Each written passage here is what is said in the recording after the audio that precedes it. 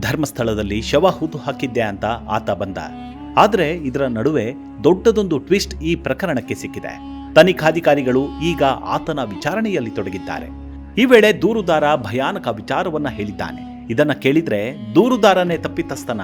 ಇಷ್ಟು ದಿನ ಈತ ಪೊಲೀಸರನ್ನೇ ದಿಕ್ಕು ತಪ್ಪಿಸಿಬಿಟ್ನ? ಆತ ಹೀಗೆ ಹೇಳೋಕೆ ಕಾರಣವೇನು?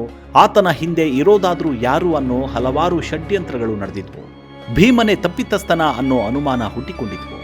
ಎಸ್ಐಟಿ ಅಧಿಕಾರಿಗಳು ಆರಂಭದಿಂದಲೂ ಕೈಗೊಂಡಿರುವ ತನಿಖೆ ಪ್ರಶಂಸನೀಯ, ಇದರಲ್ಲಿ ಎರಡು ಮಾತಿಲ್ಲ.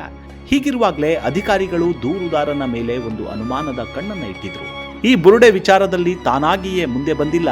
ಒಂದು ಗುಂಪು ನನಗೆ ಬುರುಡೆ ಕೊಟ್ಟು ಎಸ್ಐಟಿ ಮುಂದೆ ಶರಣಾಗಲು ಹೇಳ್ತು. ಬುರುಡೆ ಕೊಟ್ಟು ಅವರು ಹೇಳಿದಂತೆ ನಾನು ಹೇಳಿದ್ದೇನೆ ಅಂತ ವಿಶೇಷ ತಂಡದ ಮುಂದೆ ಹೇಳಿದ್ದನಂತೆ.